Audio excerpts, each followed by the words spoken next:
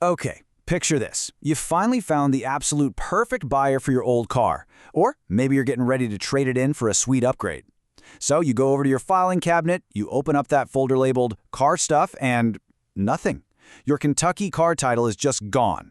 Have you ever experienced that sudden sinking panic of realizing a truly crucial document is missing right when you need it most? It is so incredibly frustrating, right?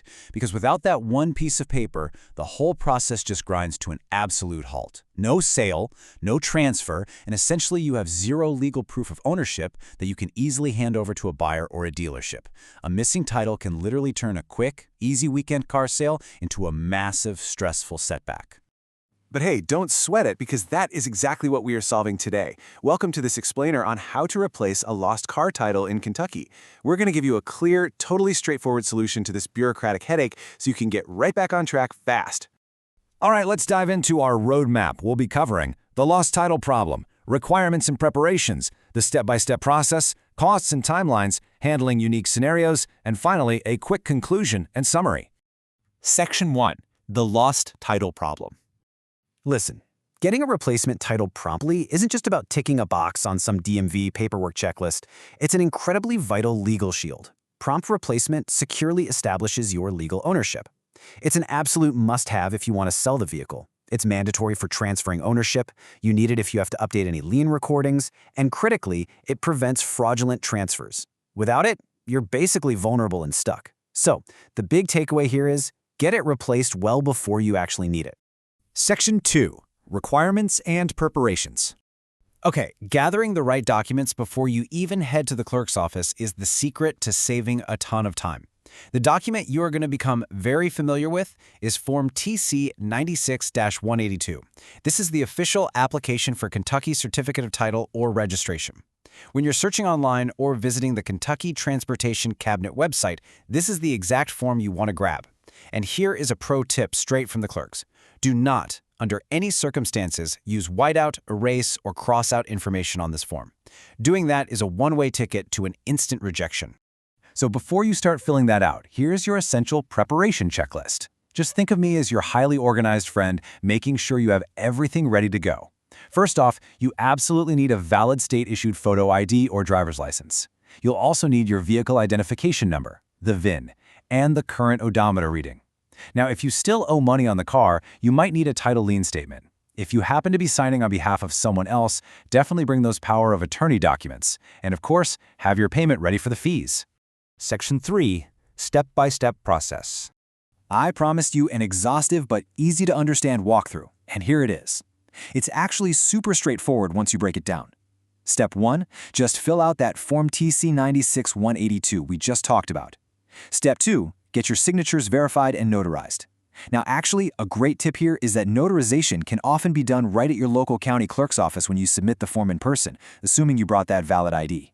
Step 3, submit the whole shebang to your local county clerk. And Step 4, your application gets sent off for centralized printing down in Frankfort.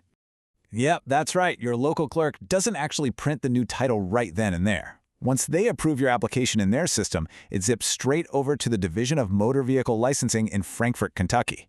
They handle the central printing to make absolutely sure all titles are secure and standardized across the entire state. Section 4. Costs and timelines. Now for the questions everyone always asks. How much is this going to cost me, and how long am I going to be waiting? Let's look at your options.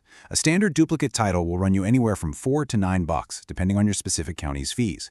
Because Frankfort natively fast-tracks these, it actually prints the next business day. But then, well, you wait on the mail.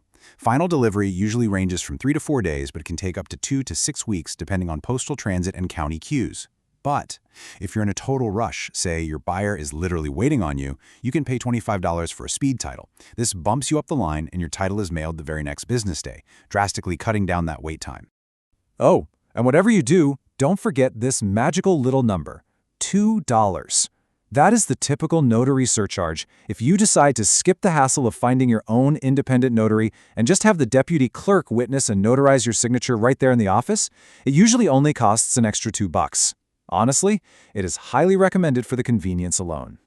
Section 5. Handling unique scenarios.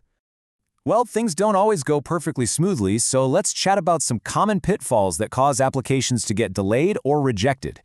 Pay really close attention to the joint ownership rule. It trips up so many people. If your current title lists two owners with the word "and" between the names, both owners absolutely must sign the new application, and both of those signatures must be notarized. But if it says or if there's no conjunction at all, a standard single signature from either owner is perfectly fine. Missing that second signature on an "and" title is a guaranteed 100% rejection. Here are a few more real-world hurdles sourced directly from county clerk guidelines. If you've had a name change recently, you got to attach a marriage certificate, divorce decree, or court documents. If the owner is deceased, the applicant has to provide probate or trust papers along with a death certificate. What if you have an active lien, meaning the car isn't fully paid off yet? The duplicate title will still reflect that lien, and in some cases, the actual printing might be held up for 30 days. And if you live out of state now, the title has to be mailed to you. You cannot pick it up on a walkthrough basis. Now, there's also a pretty unique situation for cars that aren't even currently on the road. This is known as the title-only designation.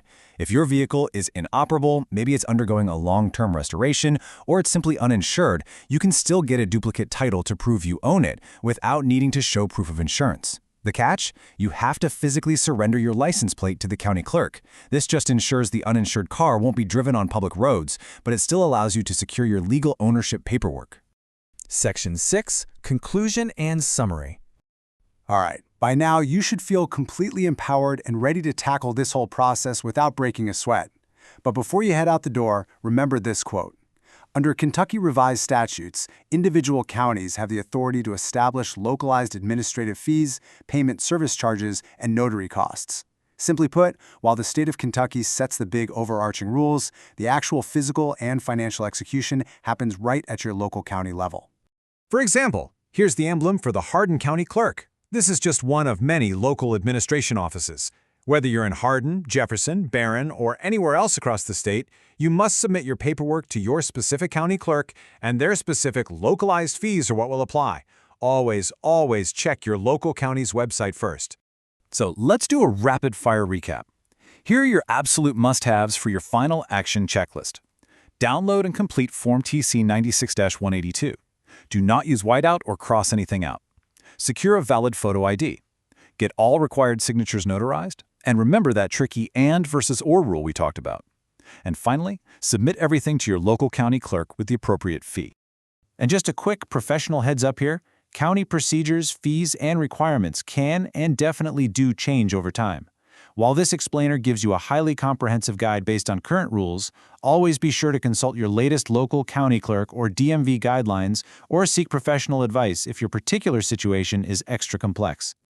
Look, the bureaucracy is totally navigable once you know the steps. You've got this handled. But it kind of leaves you wondering, doesn't it? Will you be ready the next time a crucial document goes missing? Maybe take 10 minutes today to organize your vital files. I guarantee you, your future self will thank you for it.